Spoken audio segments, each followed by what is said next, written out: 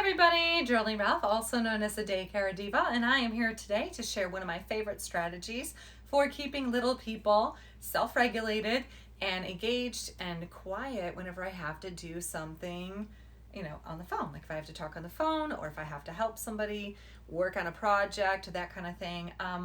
Before I start though, I would like to say that in my teaching practice, my classroom is structured in a very specific, thoughtful way so that I make sure that I'm able to meet all of the needs of the children. Now that all the moms and dads that are working at home have these, all these expectations of trying to get work done during the day while their little people are there. If you put a little bit of thought into your environment, then you can make it a little bit easier on you and on them for being able to help them manage the stress and get all the energy out in a way that does not destroy your house and make it impossible to get any work done. So behind me, I have our new jumping spot. The jumping spot that I've done a lot of different variations of the jumping spot over the year. It always just kind of depends on which children I have, how many kids need to move, whatever materials are available to me. I just recently got a new bed for my daughter, and so I use the old mattress down here, and it's great because it's really, really comfy, and it'll be a really good spot for the kids. So we're gonna do like a lot of reading, snuggling, those kinds of things. And then we also have this jumping spot. So the jumping spot is really good for the kids. You could use an old crib mattress. You could use a dog bed. That's part of my jumping spot right here. I'll just show you. Right there. That's an old dog bed that I've used. I've used that dog bed for so many different things. It's only for the children. I bought it at Costco and I think it was like $20 or $30, something like that. Best investment you can possibly have because it makes a nice spot to snuggle up and read a story, or if you have a baby and you want to create a soft spot for them. I mean, obviously we never let the baby sleep in this spot, but like a little play space or whatever. I also use the dog bed for that. And the nice thing is you can just take the cover off and wash it. You can buy whatever color but dog bed goes with your home decor. And yeah, and then you can donate it later on if you decide you don't want it anymore when your kids outgrow it. But anyways, so that's one of my tips. So my previous jumping spot was a little bit different. I am going to add a picture right here. So you could see that's kind of what our spot looked like before. We had a couple little cubes, storage ottomans that I used, and the kids would just kind of climb up on that and then jump into the jumping spot. What's really important if you have multiple children, in my opinion, is that you make sure that you set ground rules for the flow of traffic. Otherwise, they're going to be jumping on top of each other, crashing into things, and hurting each other. Obviously, that's not what we want. So every time that we set up a jumping spot, I supervise for the first few days just to make sure that I know that everybody knows the rules about the flow of traffic, and the kids know that if they're not using it safely, then I shut it down for the day, and they all get kind of bummed out about that because they really like having the jumping spot to go to. So it's kind of like, a natural consequence. I use a lot of natural consequences in my program as well. So so my jumping spot right here, these are some old pillows that I had from a couch that I got rid of. I just upgraded my furniture a couple years ago, but I'm sure you can find whatever old pillows from family members who are maybe getting rid of a couch or something like that. The nice thing about these pillows, when I had my smaller jumping spot, the kids would take all these pillows off and pile them up on the dog bed, so they would have a bigger space to jump onto. We also use the pillows as kind of like a squishy, soft, climbing space. So that's a really good way for them to get their wiggles out and be able to make like long pads from the jumping spot. Sometimes we'll create like a little jumping spot and then make a tumbling path where they can tumble. And then I also have, I'll be right back.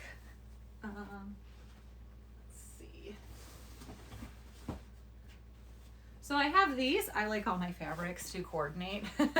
But these are really great too because they're very washable. They're just outdoor patio furniture pieces. I use them sometimes outdoor too. But these are great for having like around your jumping spot. So let's say you have a little one who tumbles a lot. Then you could put that on the floor in front of the jumping spot, or just use basically whatever you have. I also have some of those interlocking foam pieces, so you could do something like that. So it's really important to think about the space around your jumping spot. Right here we do kind of have like a space that's a little bit, an area of concern. So I have this ledge here. So obviously I don't want anybody to hit their head on the ledge. So what I'm going to do is I'll just take, maybe some of these pillows here, do something like this, or take some of these larger pillows in here and then just stick those down in there. I'll probably use that because that's a little bit thicker. And then I can just add these along the walls so that I make sure that when the children are jumping, if they accidentally, bump into each other or bump their head, then they're not going to end up in the hospital because we don't want that. Also, there's always a flow of traffic, and I teach the children that there's a flow of traffic. The great thing about doing it that way is they learn to take turns. They learn to follow a sequence of body movements, and they learn to think about safety, and they're still getting their wiggles out. So the way that I will do this jumping spot when we do have our jumping spot up and moving is the children are going to come through this little walkway here, and then they'll climb up there. They'll make a little line, and then they'll jump onto this spot, and then they'll come back around here, jump on here again. We could extend to a tumbling spot or whatever, or we could just have them bring back around here and then go back in the line again. So I'll be supervising that for a few days just to make sure that everybody has like the basic safety rules down. So yeah, jumping spots are incredible. Also, we'll be using this area for like a good snuggle spot for reading or like the quiet space. The jumping spot, all the spaces in my room have multiple uses. It just kind of depends on the time of day, depends on what the needs of the children are. Like, so if I had, a couple little girls over here or kids camped out playing house or babies or whatever, and somebody else decided that they wanted to jump all of a sudden, I'd be like, whatever, these guys were already playing here first, so you can't just hop in their spot and jump around. But anyways, yeah, so that's the way I use the jumping spot. I've had a couple little boys over the years that have like some pretty significant proprioceptive needs, and I kind of wanted to talk just a tiny little bit about that. So proprioception is like basically your body awareness, understanding where your body is in space. A lot of times the kids that I get in here that have a lot of that need a lot of sensory feedback in that area so that they can organize their brain and focus and be able to have positive interactions with their peers. The kids who need a lot of feedback in that area will usually demonstrate a lot of what people might consider to be aggressive behavior, like crashing into other people's bodies, trying to wrestle or climb on other children. What's really happening is that those children don't really kind of fully feel their body in space, so they're looking for feedback in the environment by, crashing around into other children, crashing around into walls, throwing their body on the floor. You might get that kid that's just really like always crashing into things. You're like, oh my gosh, what's going on with this one? That child has some proprioceptive needs that need to be met. So if we give them a nice big jumping spot, a big cushiony space like this, then they're going to get all that biofeedback, and they're going to be able to self-regulate much better, and you're going to notice a lot less behavior with other children, and eventually they start learning how to focus and pay attention to adults or other children or other things in the environment, because a lot of times those little guys, it's just really hard for them to focus. But I always say, imagine what it would be like if you kind of felt like you were drunk all the time. Like you're not, you didn't take anything, but all of a sudden, like your body doesn't feel right, and you can't feel where your body ends and the rest of the world is. So you're like, bumping into things. That's kind of what it's like for these children that have proprioceptive needs that need to be met. So you might see a lot of like crazy behavior in your house, and you're like, oh my gosh, why is my child like throwing his body all over his siblings? Or why is this one always in trouble?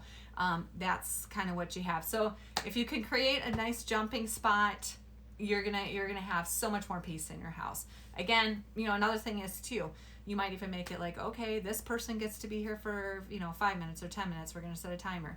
So if you're on a phone call and you don't have the ability to sit there and monitor the jumping spot, you could set it up and be like, okay, you're over here in the jumping spot, you're over here working on this puzzle, and you're over here working on this project, and then we're gonna switch, and then every 10 minutes you can switch so that somebody else gets to go to the jumping spot, somebody else goes to the puzzle, and somebody else goes to the Legos or whatever it is that you have that you're gonna do.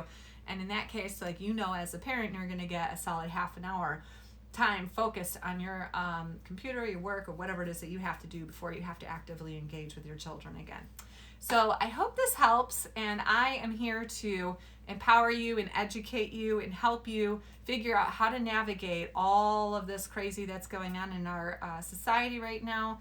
I know it can be very isolating to be at home. It can be very frustrating if you are just learning how to educate your children and meet all of their needs and do your regular job. I mean, that is just like, it's a lot. So I love to answer questions. I love to create content for parents to empower you so that you can take this home and you can create an environment that works for your children. One more thing that I'm going to show you. I'm going to show you these I'm just getting my environment restructured for the kids when they do come back. So I have these, whoops, oh no, oh my goodness, what's happening here? My gimbal is not wanting to cooperate. Okay, there we go. Okay, so I have these little cube storage pieces, and I will see if I can put a link in the comments, or I'll put a link in my my information here for you. I'm new to vlogging. I've been vlogging for like a month. I'm learning all this new online stuff, so bear with me. If you have advice, please comment below. I would love all the advice I can get. But anyways, I love that cube storage because, you know, it's the perfect height for the kids to climb on and jump off. They're really sturdy, and you can do all sorts of fun things with them. If you have like a few of them, you can like put them around a play space and create an enclosed play space, or I don't know, whatever. There's so many different things you can do. But anyways, I hope that you all stay healthy, stay inside, keep your family together, and I'm wishing you all the best in this upcoming week.